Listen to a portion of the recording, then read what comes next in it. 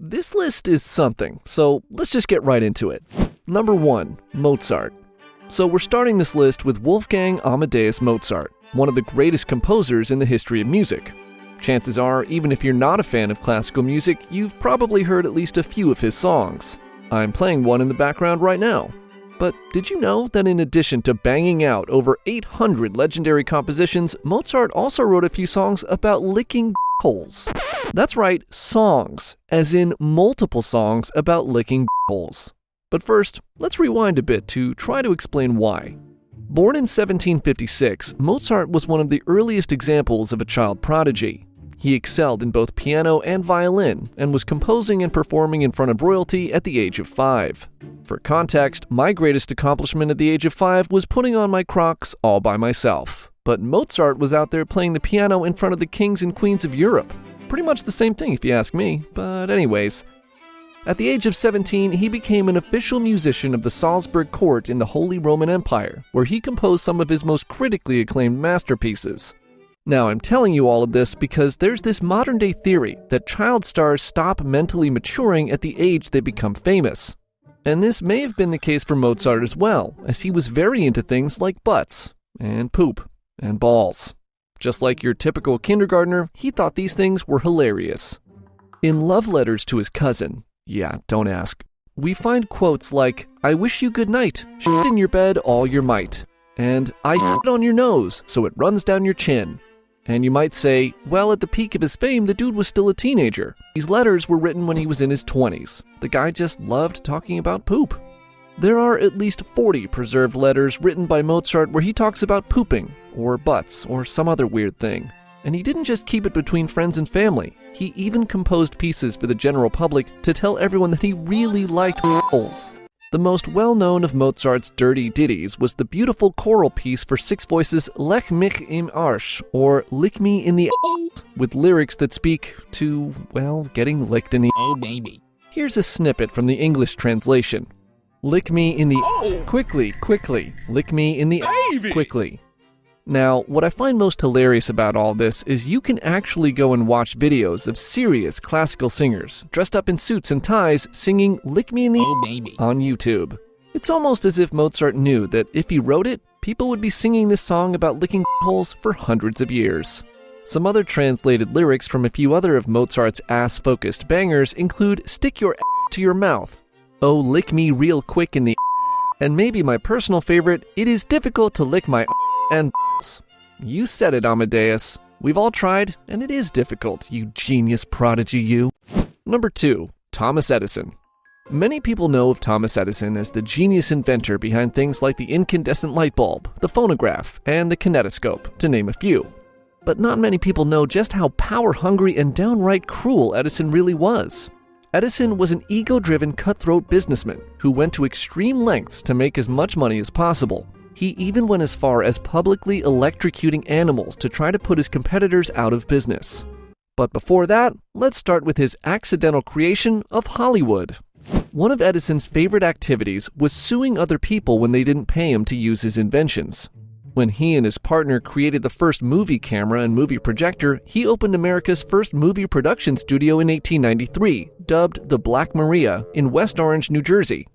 Shortly after opening the Black Maria, he formed the Motion Picture Patents Company, a trust nicknamed, surprise surprise, the Edison Trust, which contained his production company as well as all of his major competitors, who, by that time, were all on the brink of failure due to constantly being sued by Edison.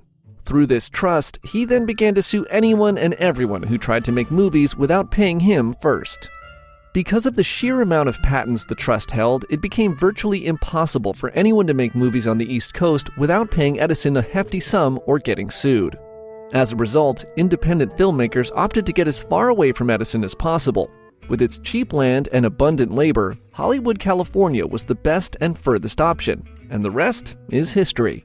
So Hollywood essentially was created because independent filmmakers were like, I gotta get the f*** away from this guy, and moved the entire movie industry across the country to do so.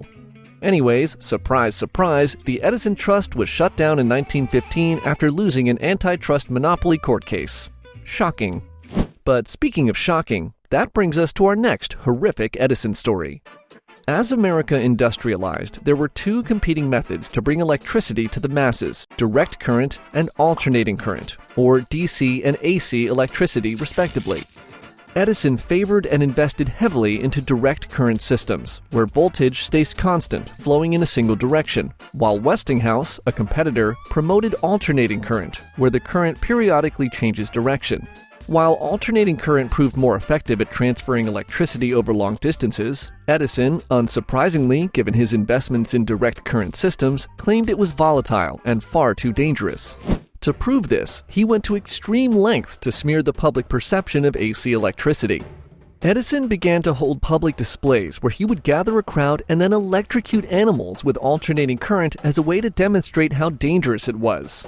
Edison fried mostly stray cats and dogs, but on one occasion, when the Coney Island Zoo decided that they needed to put down an unruly elephant, Edison jumped on the opportunity. In 1903, in front of a crowd of 1,500 people, Edison electrocuted Topsy the elephant to prove his point, even filming the incident to have it live on forever.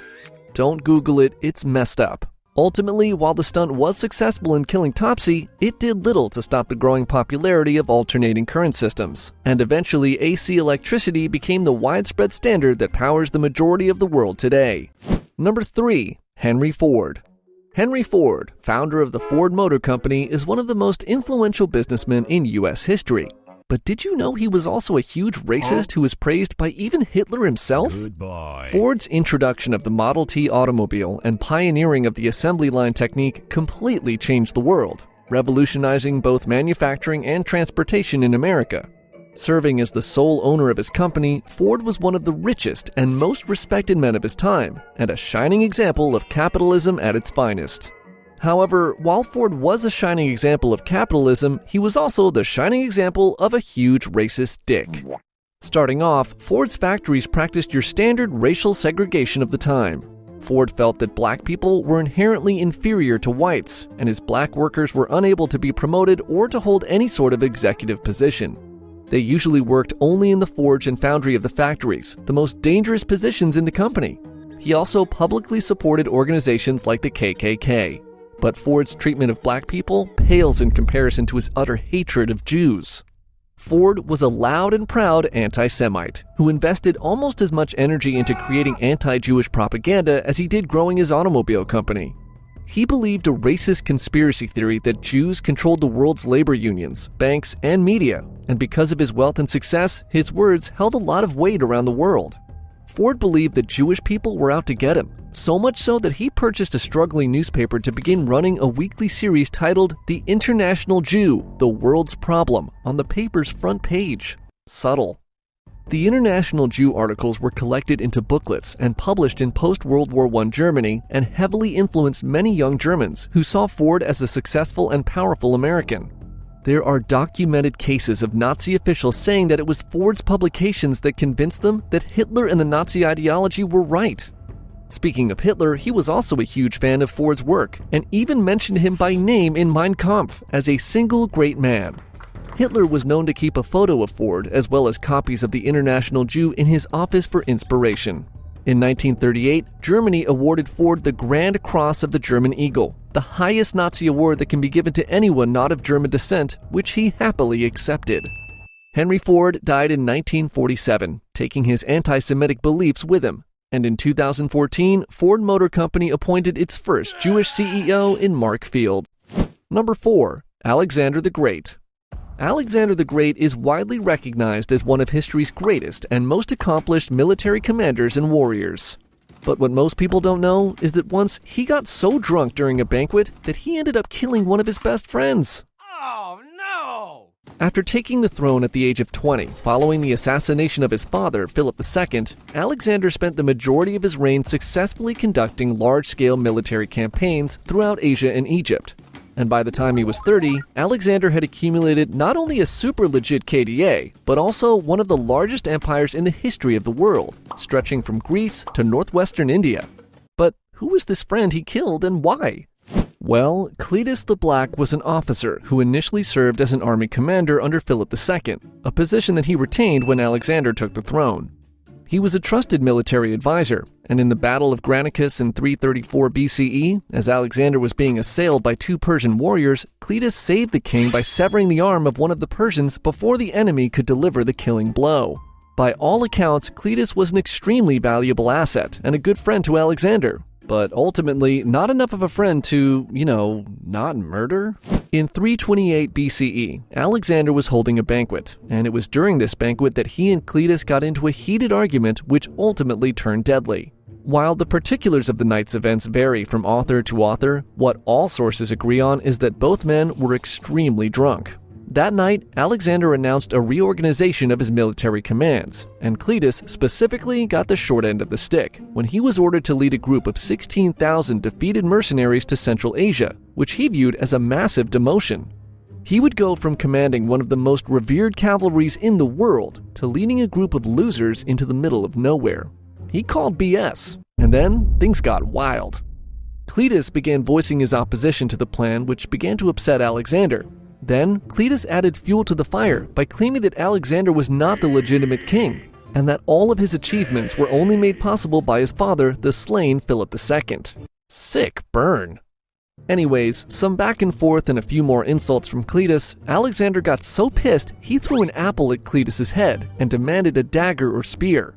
The guards, not wanting to get in the middle of a fight between their emperor and his well-respected friend, escorted Cletus out of the room. And that was that. Until somehow Cletus drunkenly made his way back into the room, loudly shouting a second course of insults he had come up with. Alexander, who, remember at this point, was also still drunk and pissed, decided that he had heard enough and grabbed a nearby javelin and threw it directly through Cletus's heart. Most records show that Alexander regretted this incident immediately and grieved for Cletus afterwards. Waking up to a drunk text you sent to your ex during a blackout is one thing, but what about waking up to having drunkenly murdered your friend with a javelin? Cletus had been a commander in service to the crown since before Alexander even took the throne. Not to mention he had saved him from certain death a number of years before. Alas, once a javelin goes through the heart, there are generally no takebacks. Number 5. William Clark of the Lewis and Clark Expedition. After the Louisiana Purchase of 1803, President Thomas Jefferson commissioned the Corps of Discovery Expedition, commonly known as the Lewis and Clark Expedition, which sent Captain Meriwether Lewis and his best bro William Clark along with a small crew on a multi-year mission to find a trade route through the newly acquired Western Front. Among the crew was just one African American, Clark's personal slave, York, who was instrumental in the ultimate success of the expedition.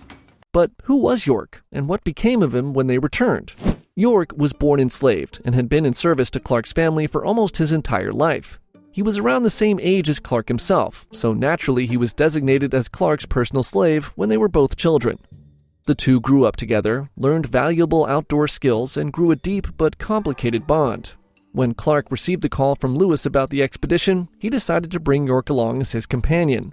During the expedition, York diligently stayed by his master's side throughout the entire ordeal. He faithfully worked, hunted, fought, and traveled with Clark and his men for the whole 3-year journey. His contributions went far beyond that of a general laborer. York helped Lewis and Clark deal peacefully with native tribes after the group had botched their first few interactions with the Native Americans. The tribes would be more at ease seeing a man with dark skin traveling with the party, and eventually when Lewis and Clark encountered a native group, the elders would instinctively begin talking with York first, as if he was the leader. Now, before you start typing in the comments, yes, the introduction of Sacagawea to the party obviously made native relations easier as well, but she did not have contact with the expedition until the group had already been traveling for 9 months, so cool your jets. Clark even wrote about York's value to the party in his own personal writings, saying that York astonished the natives they encountered. As the journey progressed, so too did York's standing within the group. He was also allowed to hunt with a rifle, which slaves were not allowed to touch at the time, and even gained voting rights amongst the crew when decisions needed to be made. With this newfound acceptance, York began to see himself in a new light, as through his actions he slowly gained the respect of everyone in the crew. Well, everyone except Clark, that is. After the successful completion of their expedition, York, newly empowered by what was undoubtedly a life-changing journey, asked his master for freedom. Clark, however, despite all they had been through, said no, and became frustrated that York even asked for such a thing.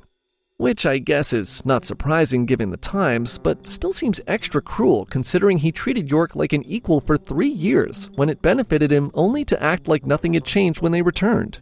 Every other member of the expedition was handsomely paid with money or land, but York, as a slave, received nothing. When York continued asking for his freedom, Clark grew angry and had him whipped, and then sent away to a harsher slave owner as punishment. There are some reports that Clark eventually did free York years later, but whether or not this is true or simply historical whitewashing, we'll never know.